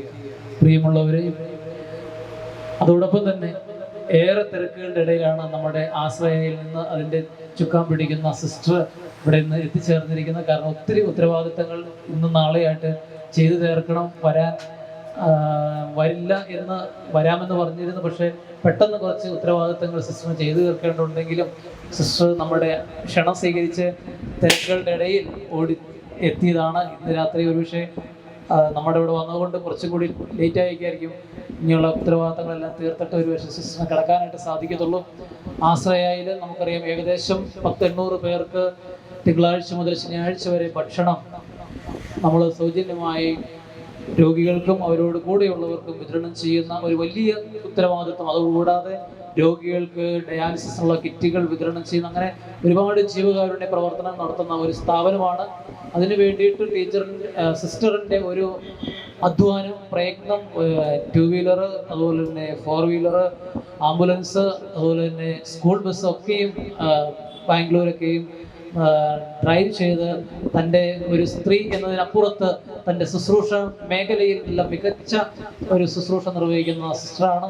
പിന്നീട് ഒരു സന്ദർഭത്തിൽ സിസ്റ്ററിന് ഈ കോൺഗ്രിഗേഷൻ്റെ ഒരു പ്രത്യേക ആദരവ് നൽകുന്നതാണ്.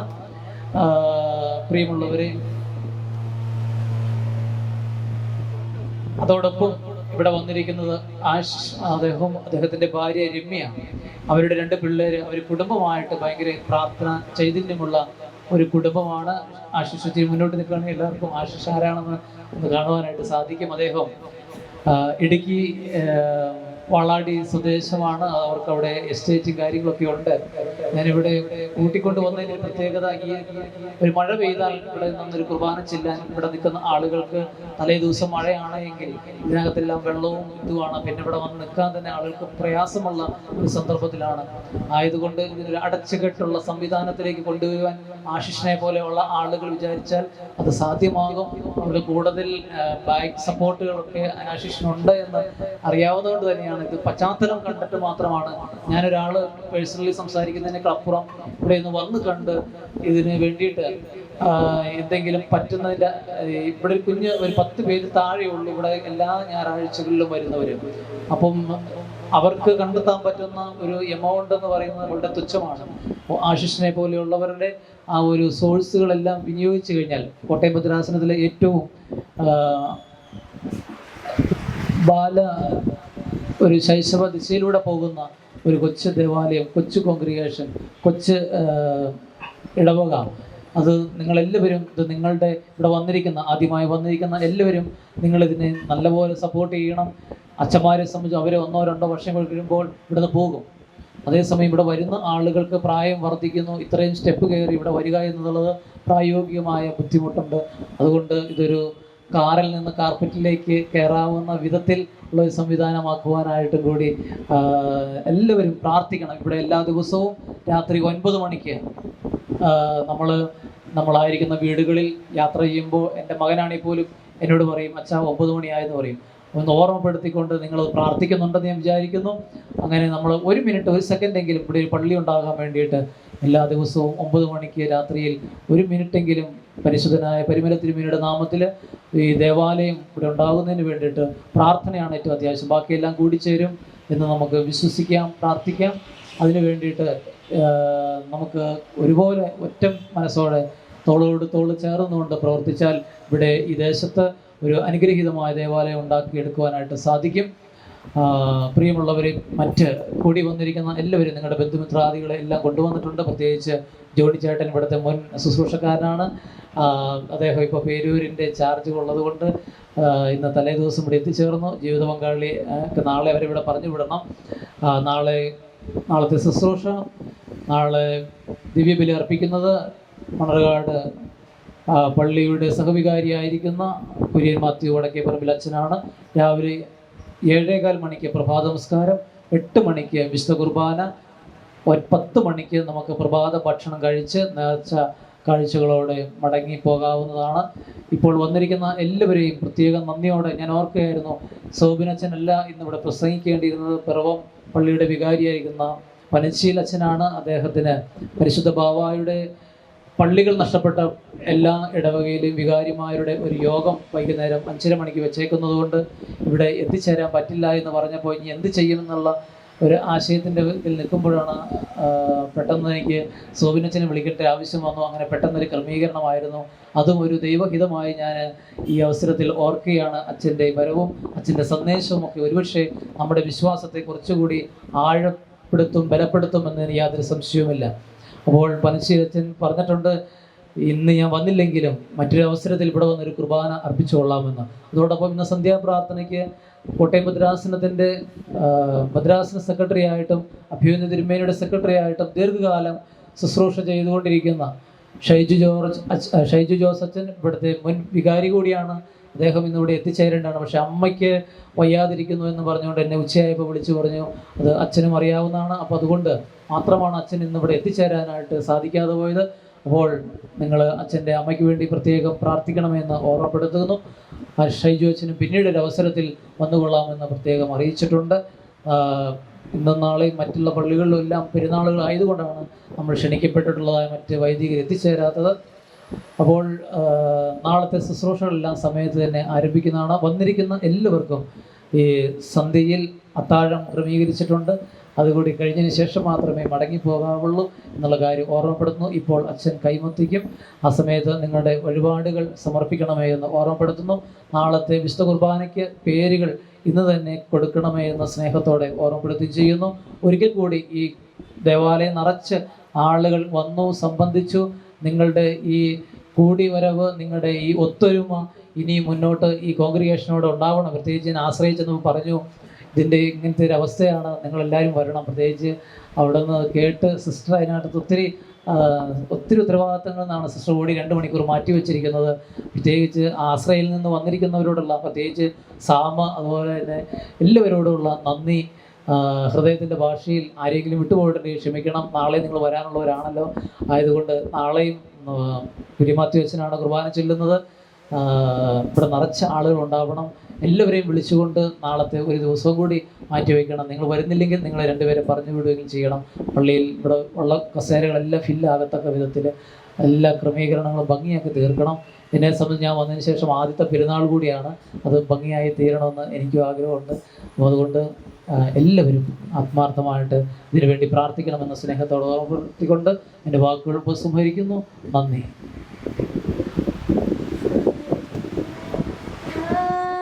കടലിനെ ഞാൻ നോക്കും ദേവാനാനയാ എൻ പാപം പെരുകി പിഴകൾ വർദ്ധിച്ചയ്യോ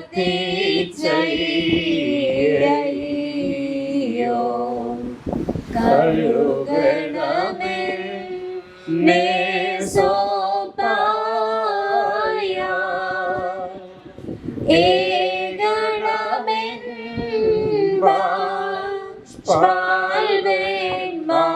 പിതൃസ്നേഹത്താൽ യാചിക്കുന്നേ ഞാൻ വൈരികൾ മോദിക്കരുതെന്നിൽ തേരും നാരരിൽ